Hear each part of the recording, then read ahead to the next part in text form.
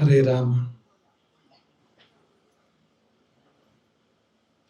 ತಸ್ಯೈ ದಿಶೆ ಸತತಮಂಜಲಿರೇಷ ನಿತ್ಯಂ ಪ್ರಕ್ಷಿಪ್ಯತೆ ಮುಖರಿತಾಲಯುತ ಪ್ರಸೂನೈಃ.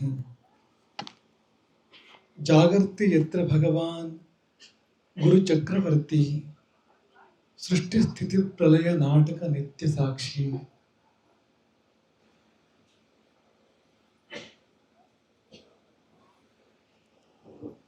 ಧ್ಯಾಯೇದಾಜಾನುಬಾಹುಂ ಧೃತಶರಧನುಷಂ ಬದ್ಧ ಪದ್ಮಾಸನಸ್ಥಂ ಪೀತಂ ವಾಸೋ ವಸಾನಂ ನವಕಮಲದಲಸ್ಪರ್ಧಿ ನೇತ್ರಂ ಪ್ರಸನ್ನಂ ವಾಮಾಂಕಾರೂಢ ಸೀತಾ ಮುಖಕಮಲ ಮಿಲಲ್ಲೋಚನಂ ನೀರದಾಭಂ ನಾನಾಲಂಕಾರ ದೀಪ್ತಂ ದಧತ ಮುರುಜಟಾಮಂಡಲಂ ರಾಮಚಂದ್ರಂ.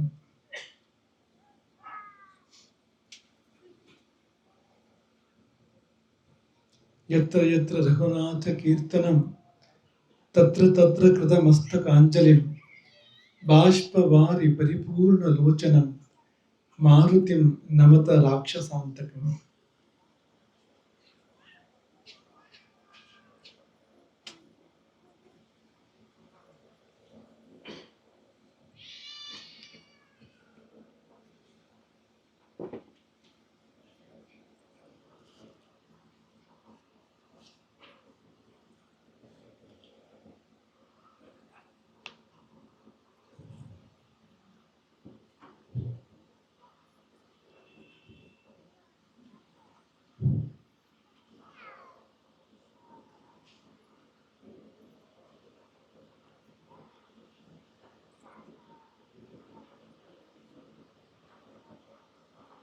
ಮೊದಲಾಗಿ ಶ್ರೀ ಸೀತಾರಾಮಚಂದ್ರ ಚಂದ್ರಮೌಳೇಶ್ವರ ರಾಜರಾಜೇಶ್ವರಿ ಪಂಚಬ್ರಹ್ಮರು ಮತ್ತು ಗುರುಪಾದುಕೆಗಳನ್ನು ವಂದಿಸಿ, ಇಲ್ಲಿ ನಿನ್ನೆ ಇಂದು ಸಾನ್ನಿಧ್ಯವನ್ನು ಕೊಟ್ಟ ಆ ಮಹಾದೇವತೆಗಳು ತಮ್ಮ ಅನುಗ್ರಹವನ್ನು ಸದಾ ಈ ಮನೆಯ ಮೇಲೆ ಇರಿಸಲಿ. ಈ ಕುಟುಂಬವನ್ನು ಅವರು ಎಲ್ಲಿದ್ದರು, ಹೇಗಿದ್ದರು, ನಿರಂತರವಾಗಿ ತಮ್ಮ ರಕ್ಷಾ ಕವಚದೊಳಗಿಟ್ಟು ಪೊರೆಯಲಿ ಎಂಬುದಾಗಿ ಮೊದಲಾಗಿ ಪ್ರಾರ್ಥನೆ ಮಾಡ್ತೇವೆ.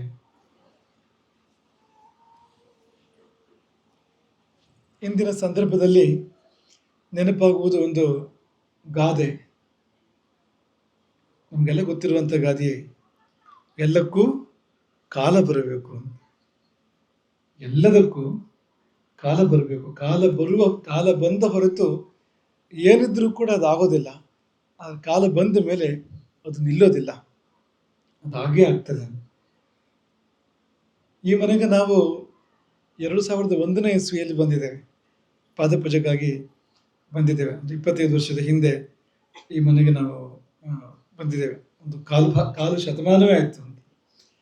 ಅದಕ್ಕಿಂತ ಹಿಂದೆ ದೊಡ್ಡ ಗುರುಗಳು ಬಂದಿದ್ದಾರೆ ಇಲ್ಲಿ.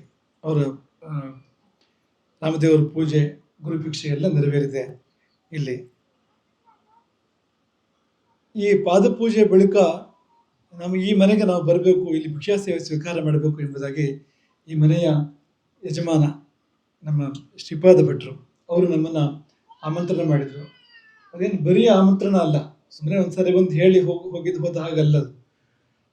ಮರಳಿ ಮರಳಿ ಮರಳಿ ಅವರು ಆಮಂತ್ರಣವನ್ನು ಮಾಡಿದ್ದಾರೆ. ಮತ್ತೆ ಮತ್ತೆ ಅವರು ಕೇಳಿದ್ದಾರೆ. ವರ್ಷ ಬಹಳ ಹೊರಡಿ ಹೋಗಿದೆ. ಎಷ್ಟರ ಮಟ್ಟಿಗೆ ಅಂದರೆ ಶ್ರೀಪಾದನ ಮುಖ ಕಾಣ್ತಿದ್ದಾಗ ನಮಗೆ ಒಂದು ಸಂಕೋಚ ಆಗ್ತಾ ಇತ್ತು. ನಾವು ಹೋಗಲಿಲ್ಲ ಶ್ರೀಪಾದನ ಮನೆಗೆ ಅಂತ ನಮಗೆ ಒಂದು ರೀತಿ ಮುಜುಗರ ಆಗ್ತಾ ಇತ್ತು. ಕೂಡಲೇ ನಾವು ಪರಿವಾರದವ್ರನ್ನ ಕರೆದು ಹೇಳ್ತಾ ಇತ್ತು, ಈ ಕೂಡಲೇ ಅವ್ರ ಮನೆಗೆ ಹೋಗೋ ವ್ಯವಸ್ಥೆಯನ್ನು ಮಾಡಿ. ಎಷ್ಟು ಸತಿ ಹೇಳಿದೀವಿ ಅಂತ ನಮಗೇ ನೆನಪಿಲ್ಲ. ಅದರ ಕಾರ್ಯ ಮಾತ್ರ ಇಂದಿನವರೆಗೆ ಅದು ಕೈಗೂಡಲಿಲ್ಲ. ಕಾರಣ ಅದು ರಾಮನಿಗೆ ವೇದ್ಯ ಅಂತ ಕಾರಣ ಏನೂ ಇಲ್ಲ. ಯಾಕೆಂದರೆ ಈ ಮನೆಗೆ ಬರುವ ಸಂಪೂರ್ಣ ಮನಸ್ಥಿತಿ ನಮಗಿತ್ತು, ಕರೆಸಿಕೊಳ್ಳುವ ಮನಸ್ಥಿತಿ ಅವರಿಗಿತ್ತು. ಅವ್ರನ್ನ ವಿರೋಧಿಸುವಂಥವ್ರು ಯಾರೂ ಮಠದಲ್ಲಿ ಇಲ್ಲ, ಅವ್ರ ಬಗ್ಗೆ ಬೇರೆ ಭಾವನೆ ಇರುವಂಥವ್ರು ಯಾರೂ ಮಠದಲ್ಲಿ ಇಲ್ಲ. ಏನು ವಿಶೇಷ ಕಾರಣ ಇಲ್ಲ. ಯಾಕಾಗಲಿಲ್ಲ ಅಂದರೆ ಕಾಲ ಕೂಡಿ ಬರಬೇಕು. ಅದೊಂದು ವಾಕ್ಯವನ್ನು ಬಿಟ್ಟರೆ ಬೇರೆ ಏನೋ ಉತ್ತರ ನಮಗೆ ಗೋಚರ ಅಲ್ಲ. ಶಬರಿಯ ಪ್ರತೀಕ್ಷೆಯ ಬಗ್ಗೆ ನಾವು ಕೇಳ್ತೇವೆ. ಶಬರಿ ಎಷ್ಟು ಕಾಲ ಪ್ರತೀಕ್ಷೆ ಮಾಡಿದ್ಲು ಅಂತಂದರೆ ಶಬರಿ ಮದಂಗ ಮುನಿಗಳ ಶಿಷ್ಯರ ಪರಿಚಾರಣಿ ಅವಳು. ಮತಂಗ ಮುನಿಗಳು ಬಹಳ ಪ್ರಸಿದ್ಧರಾಗಿರ್ತಕ್ಕಂಥ ಮಹರ್ಷಿಗಳು. ಮತಂಗ ವನ ಅಂತಲೇ ಪ್ರಸಿದ್ಧಿ. ಆ, ಋಷ್ಯಮುಖ ಇದ್ದಿದ್ದು ಮತಂಗ ವನದ ಪರಿಸರದಲ್ಲಿ.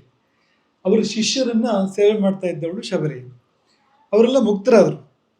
ಮತಂಗ ಮುನಿಗಳ ಶಿಷ್ಯರು ಅಂದ್ರೆ ಶಬರಿಯ ಗುರುಗಳು ಮುಕ್ತರಾದರು. ಯಾವಾಗ ಅಂದ್ರೆ ಚಿತ್ರಕೂಟಕ್ಕೆ ರಾಮ ಬಂದಾಗ ಅವ್ರು ಮುಕ್ತರಾಗ್ತಾರೆ.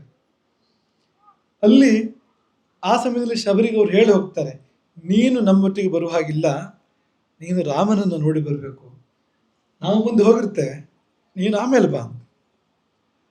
ಅವರೆಲ್ಲ ಮಹಿಮಾನ್ವಿತರು. ಎಷ್ಟರ ಮಟ್ಟಿಗೆ ಅಂದ್ರೆ ಚಿತ್ರಕೂಟಕ್ಕೆ ರಾಮ ಬಂದಾಗ ಅವ್ರು ಮುಕ್ತರಾದ ದಿನ ಅದು. ಆ ದಿನ ಒಣಗಿಸಿದ ಬಟ್ಟೆ, ಸ್ನಾನ ಮಾಡಿ ಹಾಕಿದ ಬಟ್ಟೆ ರಾಮ ಬರುವಾಗಲೂ ಕೂಡ ಒದ್ದೆಯಾಗಿ ಇತ್ತಂತೆ. ಅವರ ಬೆವರಿನ ಹನಿಗಳು ಎಲ್ಲೆಲ್ಲಿ ಬಿದ್ದಿದ್ವು ಅಲ್ಲಲ್ಲಿ ಕೂವರಳಿದ್ವು. ಅವರಿಗೆ ವಯಸ್ಸಾಗಿ ಸ್ನಾನಕ್ಕೋಸ್ಕರವಾಗಿ ಸಮುದ್ರದಷ್ಟು ದೂರ ಹೋಗ್ಲಿಕ್ಕೆ ಸಾಧ್ಯ ಇಲ್ಲ, ಸಮುದ್ರ ಸ್ನಾನ ಮಾಡುವ ಅಪೇಕ್ಷೆ ಇದೆ ಅಂತಾಗುವಾಗ ಸಮುದ್ರಗಳು ಅಲ್ಲಿಗೆ ಬಂದಿದ್ವಂತೆ. ಸಪ್ತ ಸಮುದ್ರಗಳು ಅಲ್ಲಿ ಸಾನ್ನಿಧ್ಯವನ್ನು ಕೊಟ್ಟು ಸಮುದ್ರ ಸ್ನಾನ ಅವರು ಏರ್ಪಡಿಸಿಕೊಟ್ಟಿದ್ವಂತೆ. ಇದನ್ನೆಲ್ಲ ರಾಮ ಅಲ್ಲಿ ಹೋದಾಗ ನೋಡ್ತಾನೆ.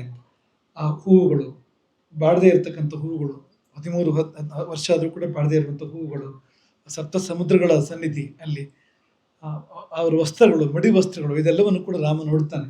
ಶಬರಿ ತೋರಿಸ್ತಾಳೆ.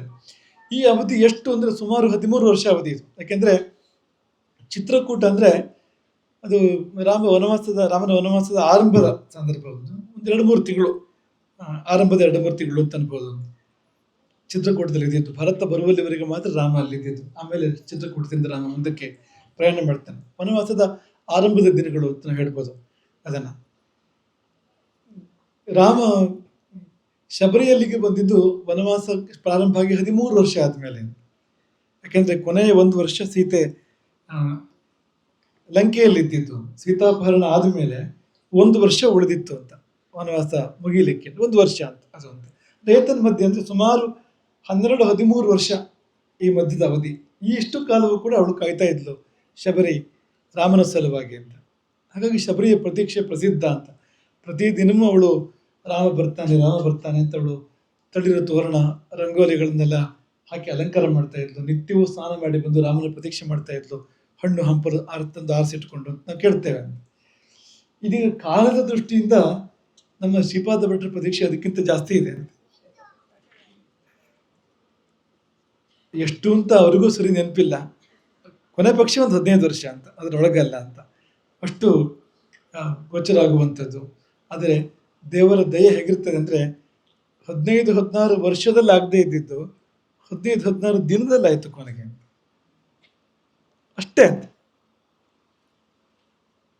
ನಿರೀಕ್ಷೆ ಮಾಡದೇ ಆಯ್ತು ಇದ್ದಕ್ಕಿದ್ದಾಗೆ ಅಂತ. ಅವರೂ ನಿರೀಕ್ಷೆ ಮಾಡಲಿಲ್ಲ ಹೇಗಾಗ್ತದೆ ಅಂತ.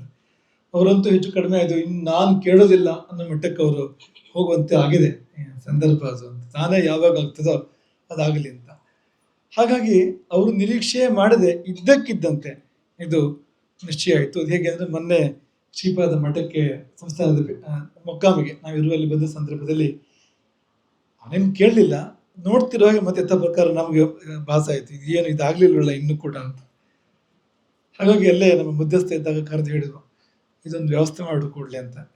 ಮಧ್ಯಸ್ಥ ಹಿಂದೆ ಅನೇಕ ವರ್ಷಗಳ ಹಿಂದೆ ಅವನು ಇದೆ ಈ ಒಂದು ಕಾರ್ಯಕ್ರಮಗಳ ಉಸ್ತುವಾರಿ ಸಮಯ ಸರಣಿ ಜವಾಬ್ದಾರಿ ಅವನಿಗೆ ಇದ್ದಿದ್ದು. ಅದಾಗಿ ಅನೇಕ ಯುಗಗಳು ಬದಲಾಗಿದೆ. ಪುನಃ ಅವನ ಕೈಗಿದ್ದು ಬರೋ ಹೊತ್ತಲ್ಲಿ, ಅವನ ಜವಾಬ್ದಾರಿ ಇರೋ ಹೊತ್ತಲ್ಲಿ ಮತ್ತೆ ಈ ಪ್ರಸ್ತಾಪ ಬಂದಾಗ ಆ ಕೂಡಲೇ ಇಲ್ಲಿ ಅವಕಾಶ ಇದೆ ಮಾಡು ಅಂತ ಹೇಳಿದಾಗ ನಮ್ಗೇನಂದ್ರೆ ಈ 20 ಇದೊಂದು ಗಡುವು ಇದು. ಇವತ್ತಿನ ನಂತರ ನಾವು ನಮ್ಮ ನೀತಿಗಳು ಬೇರೆ ಆಗ್ಬೋದು, ಸಂಚಾರದ ನೀತಿಗಳು ಬೇರೆ ಆಗ್ಬೋದು. ಹಿಂದಿನಂತೆ ನಾವು ಸಂಚಾರ ಮಾಡ್ತೇವೆ ಅನ್ನೋ ವಿಷಯ ಏನಿಲ್ಲ. ಇಲ್ಲಿ ಇದ್ರ ಒಳಗಾಗಬೇಕು ಅನ್ನೋ ಮನಸ್ಸು ನಮ್ಗೆ ಗೆದ್ದಿದ್ದು ಅಂತ. ಮುಂದಕ್ಕೆ ಸಂಚಾರದ ವಿಧಾನಗಳು ತುಂಬ ಬೇರೆ ಆಗ್ಬೋದು. ಹಿಂದಿನ ಹಾಗೆ ನಾವು ಸಂಚಾರ ಮಾಡ್ಲಿಕ್ಕೆ ಆಗ್ತದೆ ಅಂತಿಲ್ಲ, ಸಂಚಾರ ಇರ್ತದೆ ಇಲ್ಲ ಅಂತಿಲ್ಲ, ಆದರೆ ಹೀಗಲ್ಲ ಅಂತ. ಅದೊಂದು ಜ್ಞಾನಯಾನವಾಗಿ ಸಂಚಾರ ನಡಿಬೇಕು ಇನ್ನು ಮುಂದಕ್ಕೆ ಅನ್ನೋ ಯೋಚನೆ ನಮಗಿರುವಂಥದ್ದು. ಹಾಗಾದ್ರೆ ಒಳಗಾಗಬೇಕು ಅನ್ನೋ ಮನಸ್ಸು ನಮಗಿತ್ತು. ಆ ಗಡುವಿಗೆ ಸರಿಯಾಗಿ 20ನೇ ತಾರೀಕು ಇವತ್ತು ನಡೀತಾ ಇರುವಂಥದ್ದು. ಇವತ್ತಿಗೆ ಸರಿಯಾಗಿ ಈ ಕಾರ್ಯಕ್ರಮ ಇಲ್ಲಿ ಸಂಪನ್ನಗೊಳ್ತಾ ಇದೆ. ಹಾಗೂ ಒಂಚೂರು ಹಿಂದೆ ಮುಂದೆ ಆಯಿತು. ಮತ್ತೆ ಅದರಲ್ಲಿ ನಮ್ಮ ಹೊಳಗದ್ದೆ ಕಾರ್ಯಕ್ರಮಕ್ಕೆ ಇಲ್ಲಿಂದ ಮುಗಿಸ್ಕೊಂಡು ಹೋಗೋದು ಅಂತಿತ್ತು. ಹೊಳಗದ್ದೆ ಕಾರ್ಯಕ್ರಮ ಮುಗಿಸ್ಕೊಂಡು ಇಲ್ಲಿಗೆ ಬರೋ ಹಾಗಾಯಿತು ಅಂತ. ಹಾಗಾಗಿ ಪಾಪ ಅವರ ಮಗ, ಅಳಿಯ ಇವರಿಗೆಲ್ಲ ರಜೆಯ ಪ್ರಶ್ನೆ ಇರುವಂಥದ್ದು. ಅವರೆಲ್ಲ ಹೇಗೋ ಹೊಂದಿಸ್ಕೊಂಡು ಈ ಕಾರ್ಯಕ್ರಮದಲ್ಲಿ ಇವತ್ತು ಭಾಗಿಯಾಗಿದ್ದಾರೆ. ಹಾಗಾಗಿ ಇವತ್ತಿನ ಈ ಗುರುಭಿಕ್ಷೆಯಲ್ಲಿ ಶ್ರೀಪಾದ ಭಟ್ರು ಕುಟುಂಬಕ್ಕೆ ಏನು ಸಂತೋಷ ಆಗಿದೆಯೋ ಅದಕ್ಕೆ ಕಡಿಮೆ ಇಲ್ದಿರುವಂಥ ಸಂತೋಷ ನಮಗೂ ಆಗಿದೆ. ಒಂದು ದೊಡ್ಡ ಸಮಾಧಾನ ನಮಗಾಗಿದೆ. ಅದು ಯಾವ ಥರದ ಸಮಾಧಾನ ಅಂದರೆ, ಒಂದು 15-20 ವರ್ಷದ ಸಾಲ ತೀರಿದರೆ ಏನು ಸಮಾಧಾನ ಆಗ್ತದೆ ಹೇಳಿ? ಏನು ಮಾಡಿದ್ರು ತೀರಿಸ್ಲಿಕ್ಕಾಗದೇ ಇದ್ದ ಸಾಲ, 15-20 ವರ್ಷದ ಸಾಲ ತೀರಿದಾಗ ಯಾವ ಸಮಾಧಾನ ಆಗ್ಬೋದು ಅಂಥ ಸಮಾಧಾನ ನಮಗೆ ಇವತ್ತು ಆಗಿರುವಂಥದ್ದು. ಯಾಕೆಂದರೆ ಒಬ್ಬ ಒಳ್ಳೆಯ ಶಿಷ್ಯ, ಸಾತ್ವಿಕ ಶಿಷ್ಯ, ಸಂಸ್ಕಾರ ಸಂಪನ್ನ ಶಿಷ್ಯ, ಎಲ್ಲ ರೀತಿಯಲ್ಲೂ ಗುರುಪೀಠಕ್ಕೆ ನಡ್ಕೊಂಡಂಥ ಶಿಷ್ಯ. ಈಗ ನಮ್ಮ ಕಾಲದಲ್ಲಿ ದೊಡ್ಡ ಗುರುಗಳ ಕಾಲದಿಂದಲೂ ಕೂಡ ಎಲ್ಲ ರೀತಿಯಲ್ಲೂ ನಡ್ಕೊಂಡಿರುವಂಥ ಒಬ್ಬ ಶಿಷ್ಯ, ಆತನ ಒಂದು ಸಾತ್ವಿಕ ಅಪೇಕ್ಷೆ, ತನ್ನ ಮನೆಯಲ್ಲಿ ಗುರುಸೇವೆ ನಡೀಬೇಕು ಅನ್ನೋ ಸಾತ್ವಿಕ ಅಪೇಕ್ಷೆಯನ್ನು ನಡೆಸಲಿಕ್ಕೆ ಆಗದೇ ಇದ್ದರೆ ತುಂಬ ಒಂದು ಖಿನ್ನತೆ, ತುಂಬ ಒಂದು ಬೇಸರ ಆಗ್ತದೆ ನೋಡಿ ಅಂತ. ಹಾಗಾಗಿ ಅದು ಕೂಡಿ ಬಂದಿದೆ. ಇಲ್ಲಿ ಬಂದು ಈ ಕಾರ್ಯಕ್ರಮವನ್ನು ನಾವು ನಡೆಸ್ಕೊಡ್ಲಿಕ್ಕೆ ಸಾಧ್ಯ ಆಗಿದೆ. ನಾವು ಮತ್ತೊಮ್ಮೆ ಹಾರೈಸುವಂಥದ್ದು, ನಮ್ಮ ಪರಂಪರೆಯ ಎಲ್ಲ ಪೂರ್ವಾಚಾರ್ಯರು ಈ ಕುಟುಂಬಕ್ಕೆ ಒಂದು ಆಶೀರ್ವಾದವನ್ನು ಮಾಡಲಿ. ಯಾಕೆಂದರೆ ತಪಸ್ಸು ಮಾಡಿದಂಥ ಕಾರ್ಯಕ್ರಮ ಇದು. ಹೆಚ್ಚು ಕಡಿಮೆ ಒಂದು 14 ವರ್ಷ ರಾಮ ವನವಾಸ ಮಾಡಿದ್ದು ನಮ್ಮ ಪರಿವಾರದ ಹುಡುಗರು ಹೇಳ್ತಾ ಇದ್ರು. ಈ ರಾಮನ ವನವಾಸಕ್ಕಿಂತ ಜಾಸ್ತಿ ಆಯ್ತಾರೆ ಇದು ಅಂತ ಹೇಳ್ತಾ ಇದ್ರು. ಹಾಗಾಗಿ ಇಷ್ಟು ಪ್ರತೀಕ್ಷೆ ಮಾಡಿ ತಪಸ್ಸು ಮಾಡಿದಂಥ ಒಂದು ಕಾರ್ಯಕ್ರಮ ಆಗಿದ್ದರಿಂದ ಇಡೀ ಪರಂಪರೆ ಈ ಕುಟುಂಬಕ್ಕೆ ಮತ್ತು ಈ ಬಳಗಕ್ಕೆ ಆಶೀರ್ವಾದ ಕೊಡಲಿ. ಮತ್ತು ಎಲ್ಲ ನಾವು ನಿತ್ಯ ಆರಾಧನೆ ಮಾಡ್ತಕ್ಕಂಥ ದೇವತೆಗಳು ಆಶೀರ್ವಾದ ಮಾಡಲಿ. ಮುಂದೆ ಈ ಕುಟುಂಬಕ್ಕೆ ಒಳ್ಳೆಯದಾಗುವಂತೆ, ಕಷ್ಟದ ದಿನಗಳು ದೂರ ಆಗುವಂತೆ, ಎಲ್ಲ ರೀತಿಯ ಅನುಕೂಲಗಳು ಒದಗಿ ಬರುವಂತೆ, ನೆಮ್ಮದಿ ಆರೋಗ್ಯ ಇರುವಂತೆ ನಾವು ಆಶೀರ್ವಾದ ಮಾಡುವಂಥದ್ದು. ಒಂದು ಉನ್ನತಿ ಉಂಟಾಗಬೇಕು, ಈ ಮನೆಗೆ ಸಮೃದ್ಧಿ ಉಂಟಾಗಬೇಕು. ಹಾಗೆ ಇದೇ ಪ್ರಕಾರದ ಒಂದು ಬಾಂಧವ್ಯ, ಗುರು ಶಿಷ್ಯ ಬಾಂಧವ್ಯ ಅದು ಉಳ್ಕೊಳ್ಬೇಕು ಈ ಮನೆಯಲ್ಲಿ. ಮುಂದಿನ ಪೀಳಿಗೆಯಲ್ಲೂ ಕೂಡ ಒಳ್ಳೆ ಮುಂದಿನ ಪೀಳಿಗೆ ಇದೆ. ನಮ್ಗೆ ಸಂತೋಷ ಆಗ್ತದೆ ನೋಡಿದಾಗ. ಮಗ, ಸೊಸೆ, ಮೊಮ್ಮಕ್ಕಳು ಹಾಗೂ ಮಗಳು, ಒಳಿಯ ಆ ಪೀಳಿಗೆ ಎಲ್ಲ ನೋಡುವಾಗ ಒಂದು ಸಂತೋಷ ಆಗ್ತದೆ, ಒಂದು ಆನಂದ ಆಗ್ತದೆ. ಎಲ್ಲ ರೀತಿಯಲ್ಲೂ ಶ್ರೇಯಸ್ಸಾಗಬೇಕು. ಶ್ರೀಪಾದನಿಗೆ ನಿನ್ನೆ ನಾವು ತಮಾಷೆ ಮಾಡಿ ಇಡ್ತಾ ಇದ್ವು, ಯಾವಾಗ ಕೇಳಿದ್ದು ನೆನಪಿಲ್ಲ ನಮಗೆ. ಅದು ಕೂದಲು ಬಿಳಿ ಇರಲಿಲ್ಲ ಶ್ರೀಪಾದನಿಗೆ. ಆ ಸಮಯದಲ್ಲಿ ಕೂದಲೆಲ್ಲ ಕಪ್ಪಿತ್ತು, ಇಷ್ಟಂತೂ ನೆನಪಿದೆ ನಮಗೆ. ಮಕ್ಕಳು ಸಣ್ಣವರಿದ್ದರು, ಅಷ್ಟು ನೆನಪಿದೆ.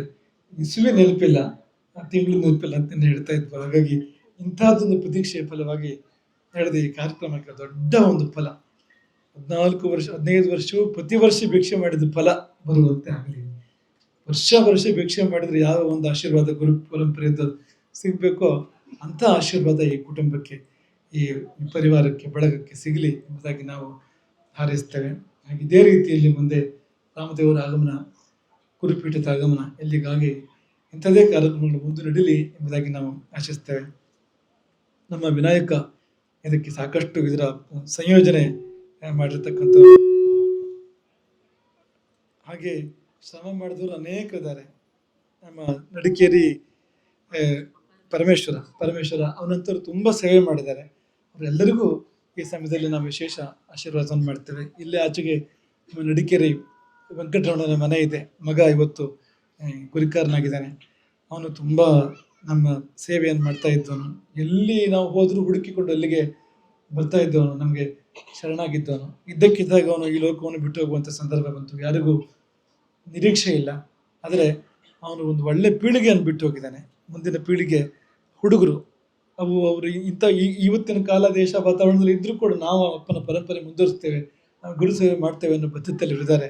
ಅವನಿಗೆ ಇವತ್ತು ಸಾಟಿ ಸನ್ನದು ಒಂದು ಗುರುಕಾರರ ಆಶೀರ್ವಾದ ಅವನಿಗೆ ಸಿಕ್ಕಿದೆ.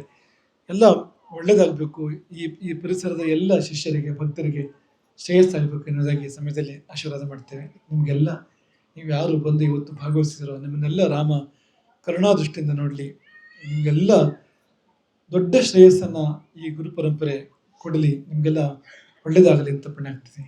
ಹರೇ ರಾಮ. ಶ್ರೀಮಂತ ಗುರು ಶಂಕರಾಚಾರ್ಯ ರಾಘವೇಶ್ವರ ಸ್ವಾಮಿ